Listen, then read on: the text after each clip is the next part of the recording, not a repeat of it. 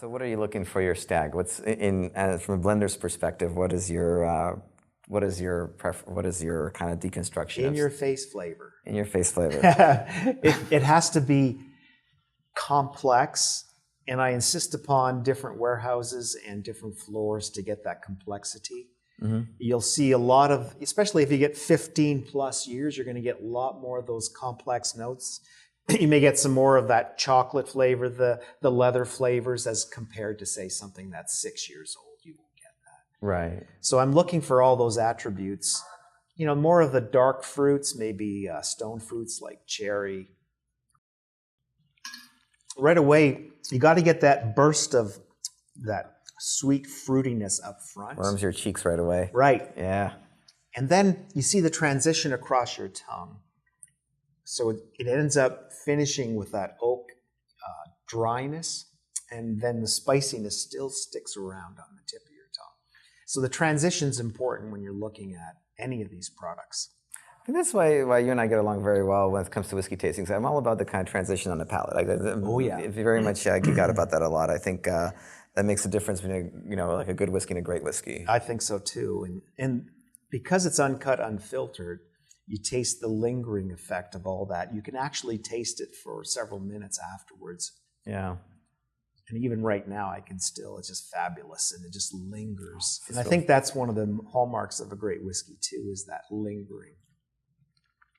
Yeah, it's Scotch drinkers always talked about the finish, but with these kind of bourbons, it's just there's no finish. It's just there. It's there. It's there. It's almost overwhelming to some people. And yeah, I find that the uncut, unfiltered, and the higher proof is almost explosive. It just amplifies the taste of the whiskey, so it explodes on your tongue. People, I think they mistake it a little bit for the high proof, but I just find flavor just. Yeah. It just explodes in my palate. Yeah, because there's a theory that people, I can't remember who wrote the article, but said, are we becoming proof obsessed? Is the reason why I want barrel strength whiskey, because we were obsessed with the proof levels. But I disagree. I disagree too. I mean, some people, everybody's got something, right? So some people may look for that. But I think the flavor you get on a product that's not been cut down at all is intense.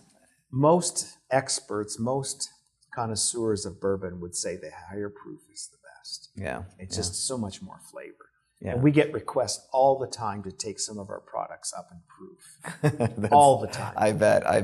But on the flip side, not everybody wants a high proof whiskey. Not everybody does. It's not for everybody. You do have to drink your fair bit of bourbon, at least a couple of glasses a week, to kind of appreciate something of this strength and proof level. But I do find you get the reverse sometimes. You'll get to the point where you'll introduce somebody that's new to whiskey, that doesn't really like whiskeys, had it a few times, and then you introduce them to something that's barrel proof and they find their jam. They're like, oh, this is great. This is what I want. So you kind of get it, different palates are different and people's experiences are different. But I do find that's, great way to go, and it just, the flavor sticks to your tongue. It's funny, when I do tastings, I do a lot of tastings around the world, and I find that if you walk people through the different products and you end up with an uncut, unfiltered, they all of a sudden gain appreciation for that type of product. It's amazing that it's like that. It's like a light switch. Yeah. It's not, you don't have to learn to do that. We can actually show you, and people can actually go through it, and it happens all the time.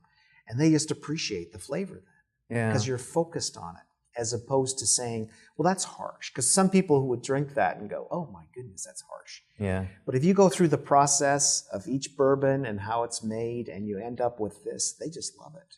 Yeah. I find that all the time. So Stag, as we said, not readily available. It's already sold out. But you do release a product, Stag Junior, that still sells out a fair bit, as far as I understand. Yeah, well, we wanted to make that for more regular, because Stag is once a year. So I think 4 times a year we release that. And so this is also a barrel-proof product as well? Right. The biggest difference is the age. Yeah. So we target that around 8 or 9 years. Mm-hmm. And so you're getting more along the lines of a Buffalo Trace type product. Yeah. Uncut, unfiltered. Right, because these will be the same recipes. Correct. It's mash bill number 1. Yeah. So without even tasting it, you know that the flavor is going to be different. Mm-hmm. Age really makes the difference. So the complexity you see in the Stag will be less, but spectacular in other ways. You don't really, the nose is not that spicy. It's No, surprising. it's not. It's very subtle. And it's not that astringent or anything from alcohol. But the spirit of Stag with that burst of flavor and the spice and the pepperiness and the sweetness really gets there. It's in the spirit of Stag in every single way. Except it's more, I think it's balanced more towards the sweetness side, the fruity side.